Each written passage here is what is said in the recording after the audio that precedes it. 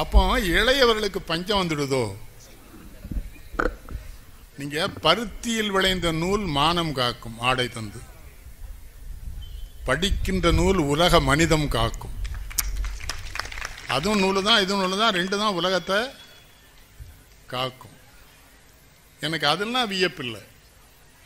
இன்னும் இந்த ஊர்ல இந்த நாட்டில் மகாத்மா காந்தியை நினைக்கிற ஒரு கூட்டம் இருக்கானே வெள்ள கோயில்ங்கிறதான் எனக்கு பெரிய ஆச்சரியம்.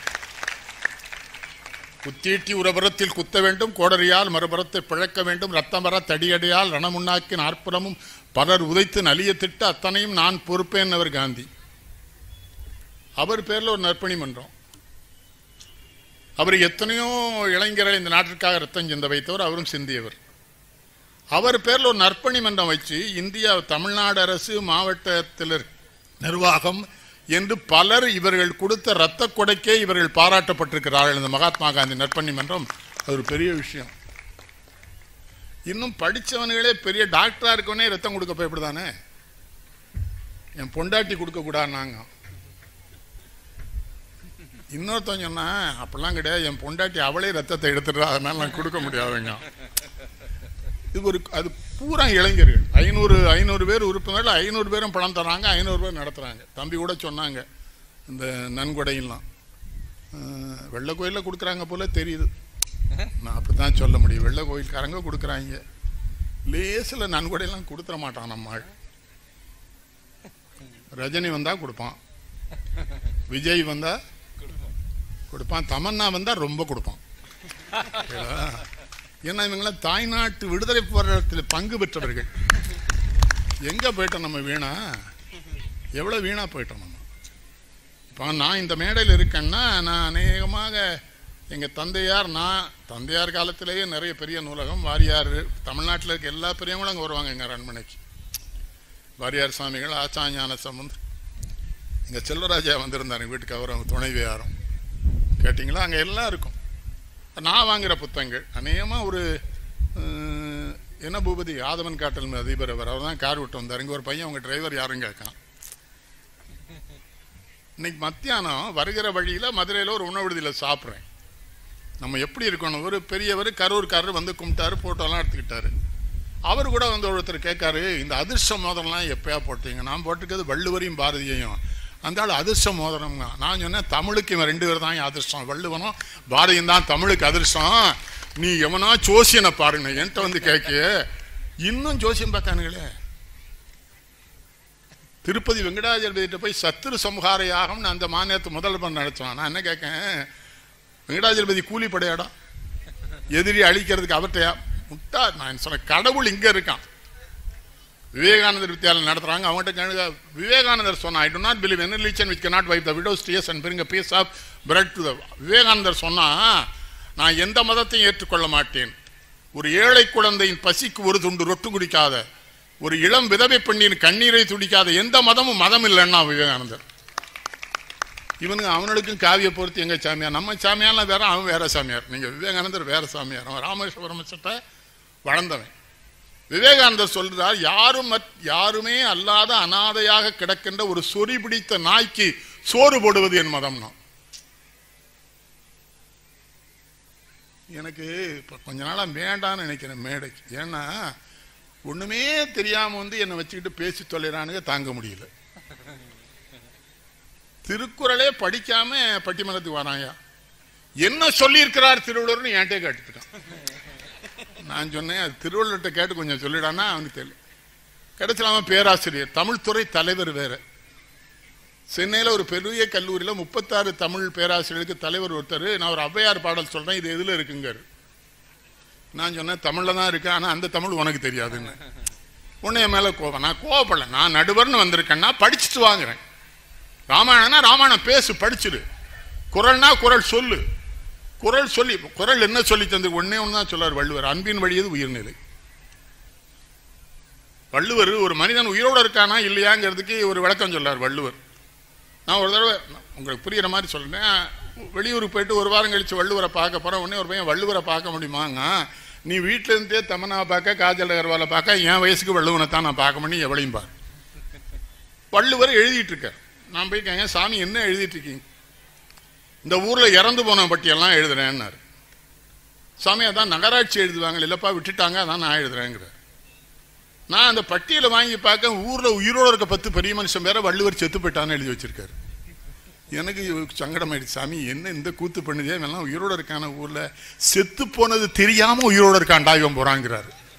யாரை சொல்றா தெரியுமா? ஒத்ததறிவான் உயிர் வாழ்வான் மற்ற யார் செத்தாறு உழைக்கப்படும்.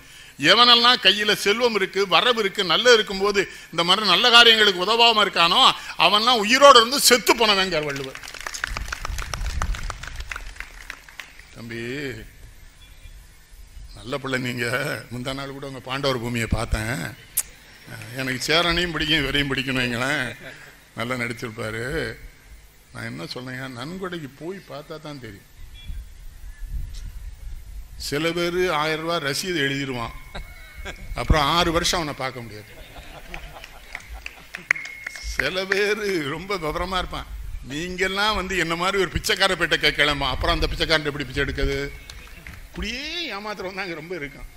ஒரு நல்ல காரியம் தான் அள்ளி கொடுக்கலாம், அதை தான் வள்ளுவர் சொல்ல, ஒத்ததறிவான் உயிர் வாழ்வான். அது மட்டும் இல்லை, அன்பு இல்லைன்னு வச்சுக்க, அவனுக்கு உயிர் இல்லைங்க. அறிவுன்னா என்னது? ரொம்ப படிக்கிறது இல்லை. இன்னொரு உயிர் படுகிற துன்பத்தை எது தீர்க்கிறதோ அது அறிவுங்க. வள்ளுவற்றை கொண்டு உலகத்தில் இருக்க எல்லா பல்கலைக்கழகங்களையும் டாக்டர் பட்டம் வாங்கின ஒருத்தனை விட்டு நிறுத்தி வள்ளுவற்றை ரொம்ப படித்தவர்னு படிச்சிருக்கானா, யாருக்காவது உதவி பண்ணியிருக்கானான்னு கேட்டார். இல்லைன்னு. அப்போ அந்த போய் முட்டாளுங்க இந்த பட்டம். ஆனால் இந்த எம்ஏலாம் இப்போ வாங்குறானுங்களே, பயில ஒட்டியா இன்னும் மாப்பிள்ளை படிச்சிருக்கானா, எம்ஏ வாங்கியிருக்காங்க, படிச்சிருக்கேன்னு ஒரு வேலையும் சொல்ல மாட்டேங்கான. Universities are selling the degree, so they are purchasing. இன்னொரு அநியாயம் பாருங்க, இந்த பல்கலைக்கழகத்தில் முதுகலை இந்த முனைவர் பட்டம் கொடுக்குறாங்கல்ல, ஒரு முனைவர் பட்டம் கொடுத்து அந்த புத்தகத்தை கண்ணதாசனை பற்றி ஒரு அம்மா எழுதி இருக்குது. நீங்கள் எல்லாருக்கும் திருவிளையாடல் படம் எல்லாரும் பார்த்துருப்பீங்க. பானபத்திரர் யார் முன்னால் உட்காந்து உரி பாடுகிறாரு? சிவபெருமான் முன்னால. அந்த அம்மா எழுதுது, பானபத்திரர் முருகப்பெருமானின் முன்கால் உருகி பாடுகிறார். அந்த பாடலை கண்ணதாசன் எழுதியிருக்கிறார். இதுக்கு ஒரு யூனிவர்சிட்டி PhD கொடுத்துருக்கு. விளங்கும் இந்த நாடு.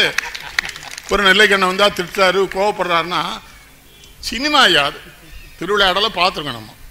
திருவிளையாடலை அப்பவே நான் ஏப்பினேன். எனக்கு 16 வயசு ஏபி நாராயணன் கண்டித்து கடிதம் எழுந்தேன். தர்மின்னு ஒருத்தன் வர்றான்ல, அவன் ஒன்றும் லூஸ் இல்லை, அவன் லூஸ்தனமாக காமிச்சானுங்க.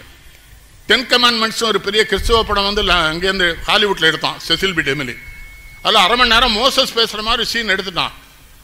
அதுக்கு மட்டும் அவன் ஒரு 5 கோடி ரூபா சொல்லிச்சுக்கான். அந்த சீனே கட் பண்ணிட்டான் தூர. செசில் பி டெமிலிட்ட கேட்டாங்க, ஏன் கட் பண்ணேன்னு. மோசஸ்க்கு உருவம் கொடுக்க நான் யார்? அவன் கடவுள் தூதான். தர்மிங்கிற வேற யாரும் இல்லை. இப்போ நம்ம கோயிலில் பூஜை பண்ணுறாங்கல்ல, அவங்கெல்லாம் ஐயர் இல்லை, நீங்கள் ஐயர் நினைச்சுறாங்க, அவங்க வேற. தமிழர்கள்ல மூத்தவர்கள் ஆதி சைவர்கள்னு அவர்களுக்கு பேர். சிவன் கோயிலில் பூஜை பண்ணுறவங்க, பெருமாள் கோயிலில் பட்டாச்சாரியான்னு வைங்க. பூஜை பண்ணுறவங்களுக்கு அந்த காலத்து ஒரு நியமம் வச்சுருக்காங்க பெரியவங்க. சாமியை தொட்டு பூஜை பண்ணணும்னா அவனுக்கு கல்யாணம் ஆயிருக்கணும். தர்மிக்கு சொக்கநாதரை தொட்டு பூஜை பண்ணணும் ஆசை. ஆனால் என்ன பண்ணும்? கல்யாணம் பண்ணும். கல்யாணம் பண்ணா அந்த காலத்தில் பெண்ணுக்கு ஆம்பளை டவுரி கொடுக்கணும். அதை புறம் தான் இப்போ திரும்ப வசூல் பண்ணுதானுங்க. அது ஒரு பக்கம் வச்சுக்கிடுவோம். அப்போ கொடுத்தப்புறம் இப்போ வாங்குறான்னு வச்சுக்கங்களேன்.